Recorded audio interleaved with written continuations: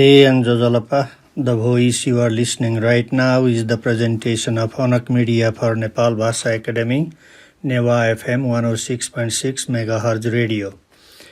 I am Khemnath SITAULA, an English teacher and the head teacher of Adina Secondary School, Chobar, Kirtipur.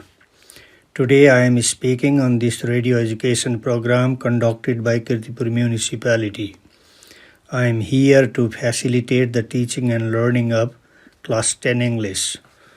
This program is broadcast every Monday at 8:30. I will be together with you for another 30 minutes. Dear students, last time I taught you our memoirs of my visit to France by Professor Dr.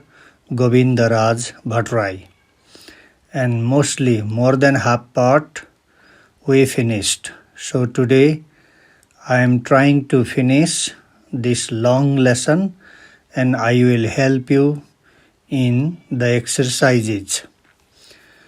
So the remaining part of the memoir is most new thoughts originated in France. Most of them came to literature through art. They went to other literatures from France. So original point is Europe and especially France. Later on, when I studied the great works of Lain Singh Bangdel, his memoirs and travels and journals, I was moved.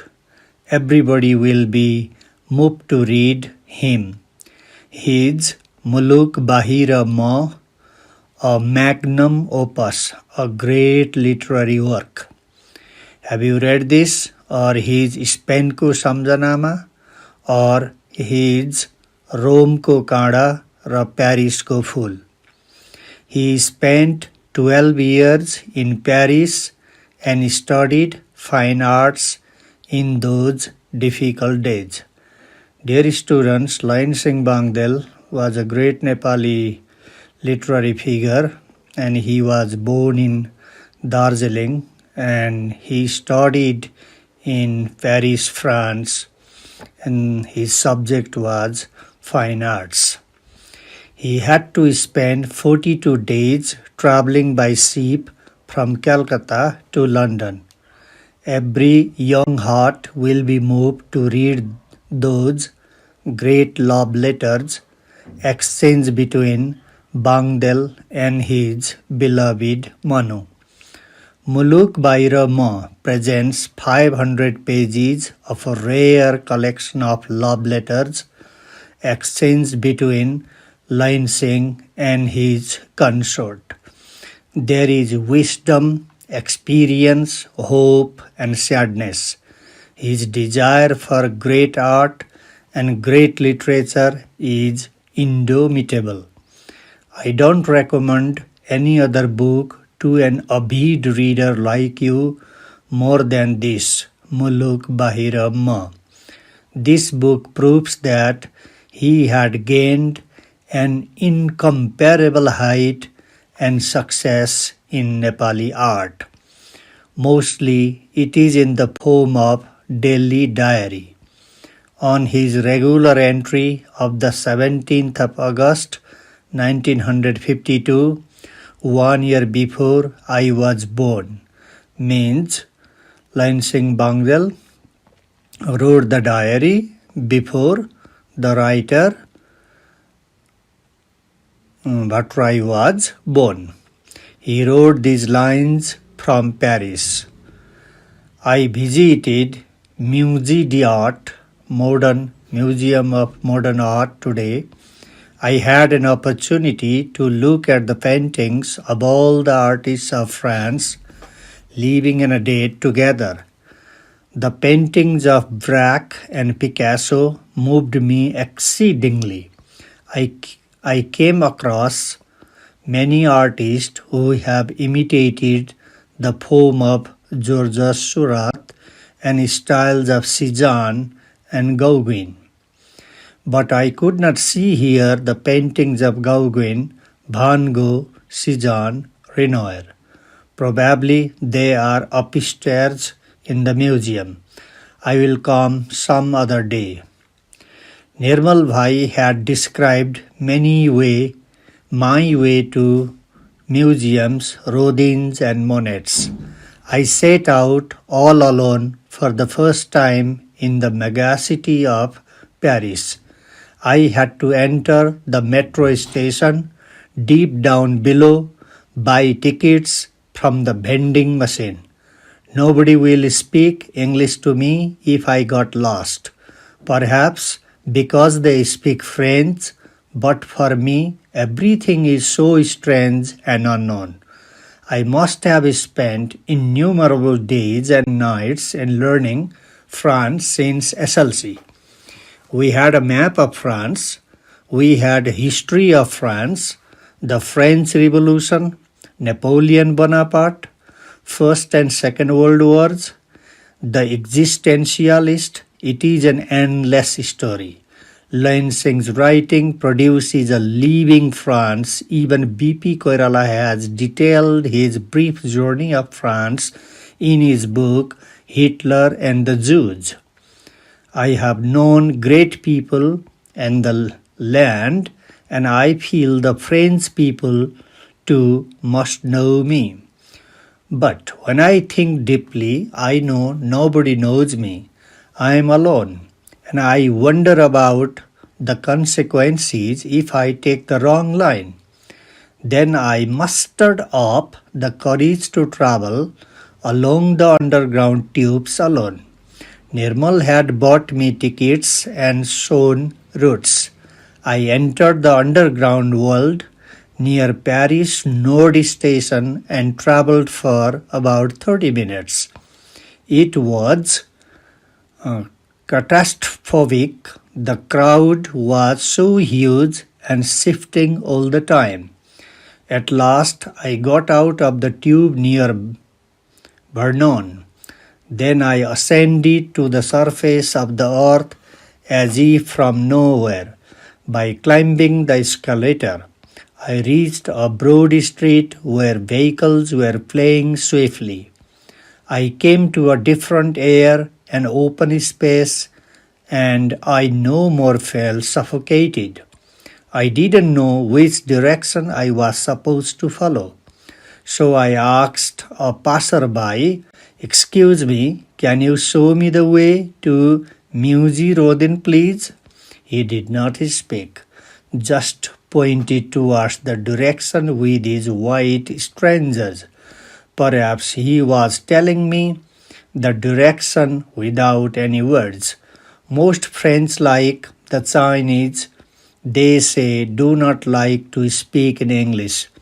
Dear students, here the French people do not like to speak English language like the Chinese people. They hate English language. Though they know it or love to speak in their mother tongue. He spoke in French, politely of course. I could only guess what he said. I thanked him, though he had gone a bit further ahead, and I continued my pace or speed. This morning is damp and the road is wet. The sky is overcast. I walked on with an umbrella on my head. The road is broad, its sidewalks lonely and desolate. These are shaded by tall trees like poplars. There were some maples too. The leaves of maple and different exotic trees along the boulevard shine yellow like a flower. They keep falling all the time in early autumn. Soft paper like dry leaves have made the street a carpet of different colors. Some were swept by rainwater, waiting to be swept in manholes. Having walked for about 5 minutes, I again asked a slim lady walking towards me, tick-tocking her pointed soles, "Excuse me, How far? Maybe Musée de Rodin, please. She also pointed towards the same direction and moved ahead. She spoke no words. There are people, but they don't know me. Neither do I expect to know any of them. A total stranger, a bit scared. I am walking, and I felt a bit lonely and helpless. After 100 steps, I came to a sharp bend like a dead end, and across there stood a yellowish cream-colored building, at the entrance of which I could read Musée Rodin. I entered the building and, as instructed by the curator or guide, I bought a ticket and hired a special hand machine that will play the recorded voice to explain to me everything in English. As I passed the administrative building, I came across a beautiful garden. It was full of pointed shapes of flower and pine trees, giving the best proof of French topiary. Far away stood other trees like walnut, juniper, and yew. Birds chopped from the top. Among the topiary art stood a huge black bust, on top of which lay a drooping figure of Rodin. Not Rodin himself, but a magnificent sculpture of him. It is commonly known as Rodin's thinking man. The thinking man is squatted on a large and tall marble slab in half-bent posture and pensive mood. This is one of the masterpieces in modern art, an incomparable work. Rodin's pensive mood is remarkable. 3 years ago, I had visited a smaller museum in Baltimore. Seva had joined me from Illinois. In that very small museum, Rodin's copy too was quite small. Rodin's Little Thinker in Baltimore was a black metal work, just a replica. I remember writing an article which reminds us of our visit to Baltimore and Van Gogh's Odyssey. It got published in Antardrishti, edited by Jyoti Ghimire of the USA. Since I heard the name of Rodin as one of the greatest sculptors of the 20th century, I had always desired to see him, that is, his work or his museum. The brochure distributed at the metro station suggests, if you are going to spend 4 days in Paris, please visit Rhoden Museum on the very first day. Enter the sculpture garden premises and go close to the thinker and feel or experience the weight of the pensive mood he has. On that noon, it was drizzling. I tried to feel the pensive mood Rodin sculpted in his immortal art. At that moment, my mood also turned like this, means the writer's mood also changed into pensive mood. Dear students, now let's see the vocabulary exercises in your exercise part. Number 1, vocabulary in use. Read the text again and describe the following words as in the example. ENTRENCHED, entrenched. Word in the text.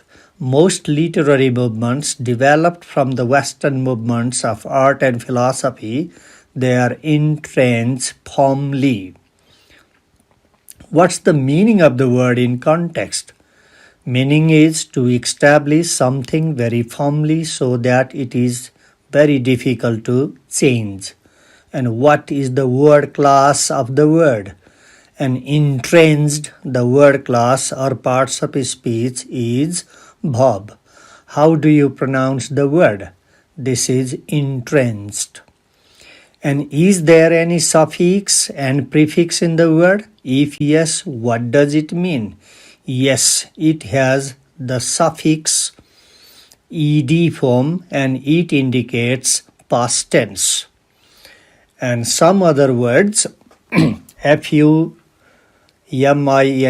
fuming, meaning is filled with vapor, and the word class is adjective. Overcast, meaning is cloudy, and this is also adjective.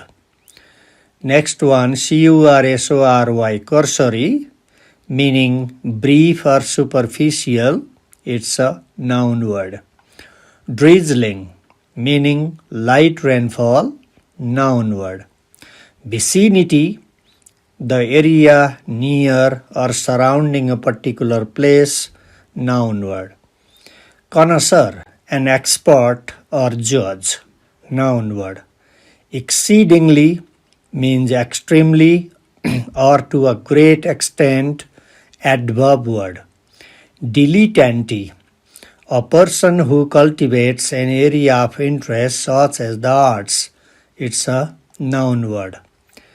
emboldened, emboldened, meaning is give someone courage, it's a verb word.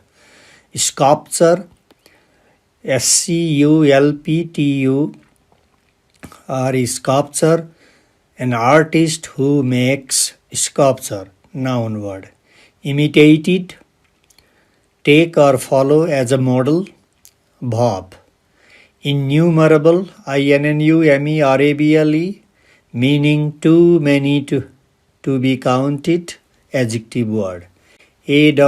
awe, feeling of reverential respect mixed with fear or wonder, noun word. Magnum opus, a great work of literature, noun word. Cursory is a hasty, adjective word. And reverence is deep respect, noun word. So dear students, now let's see your exercise number 1, 2. Here I will help you. So the word list is given and from which the main words are given and other 3 words given, and you have to choose under the headings of synonyms and antonyms. mustard, mustard. Synonyms, scattered. Mustard, scattered. Consequence, synonyms, result, output, effect. Antonyms, not available. ASCEND, ascend. Synonym, mounted up. And antonym, there are 2 antonyms, declined and descended. Next word, magnificent. Magnificent, synonymous words are splendid, glorious, outstanding. 3 synonymous. Antonyms, not available. Replica. Replica, synonymous word, copy or duplicate. And antonym, original. swiftly, swiftly. Synonyms, fast, fast and quickly. And antonym, undingly, undyingly. Next word, suffocated, suffocated. Suffocated. And suffocated synonymous words are crowded and congested. And antonymous word is open. pensive, pensive. Synonymous word, serious, sober, sober. Antonym, negligent, negligent. Last word, remarkable. Synonyms, noticeable, impressive, and opposite word, antonym, general. Let me go into number 2, reading comprehension, question answer. Number 1, 2, 1. Read the paragraphs 1, 2, 3 of the reading passage and write Write true if the information is correct, false if the information is incorrect, and not given if there is no information given in the passage. One example is here. It was drizzling in the city of Paris in the morning. That's true. Now, number A. Paul Cézanne is an impressionist painter. And answer, false. Number B. The author plans to give a cursory glance at museums. Answer, true. Number C. He was assigned an academy project entitled Introduction to the Literary Trends and Movements. Not given, not available. We can't declare whether it is true or false. Number D. The author has no words to express how he felt upon seeing the Mona Lisa in Rodin. False. Paris has as many museums as temples in Kathmandu. Equal number, that is false. More than the temples. More museums than the temples in Kathmandu. False. Number F. The author decided to visit Monet's museum on the first day of his tour. This is also not given. So he decided to visit Rodin and Monet's on the first day, but we are not sure whether he went to the Monet's or not on that day. Number 2. Read the paragraphs number 4, 5, 6 and 7, then choose the correct ending for each statement. From the box, one has been done for an example. Example, most new thoughts originated in France came to. The correct answer is came to number VI, literature through art. Number A. In his academy project, the author had to present a glimpse of literary trends and movements of the world. Number B. The author wrote briefly on new trends of art and their relationship. Correct ending is with literature using secondary sources of information. Number C. According to the author, most of the literature originated from art. Number D. Bangdel's Muluk Baira Ma is a magnum opus. Number E. In Musée d'Art Modern, one can look at the paintings of Braque and Picasso. So, number 3. Read the paragraphs 8 and 9 and complete the following sentences choosing the correct option. The author visited the museum. Correct answer with Nirmal. Number 2. Number B. The author had to buy tickets with Nirmal from the metro station from a vending machine with a French woman. Correct answer is buy tickets from a vending machine. And number C, if you get lost in France, number 1, nobody asks you in English. Everyone asks you in English. Nobody cares about you. You have to use a map. And the best answer is you have to use a map. Hitler and the Jews was written by Lain Singh Bangdel, B.P. Koirala, Govindaraj Bhattrai, Manu. Correct answer is B.P. Koirala. The author, number E, the author traveled for 30 minutes from the Paris Nord station to Baltimore, Rhoden Museum, Vernon and Monet Museum, Rhoden Museum. Number F, things, nobody knows him. Lain Singh Bangdal thinks, B.P. Koirala thinks, Nirmal thinks, Govindaraj Bhattrai thinks. Correct answer is IB, Govindaraj Bhattrai, the author, the writer of this memoir, thinks nobody knows him. And the author was afraid of confined spaces, so he felt suffocated while visiting Musée Rodin, traveling underground, climbing the escalator, all of the above. And the correct answer is climbing the escalator. So, dear students, let me repeat once again. The correct answers are number A, alone. Number B, from a vending machine. Number C, you have to use a map. Number D, B.P. Koirala. Number E, Vernon.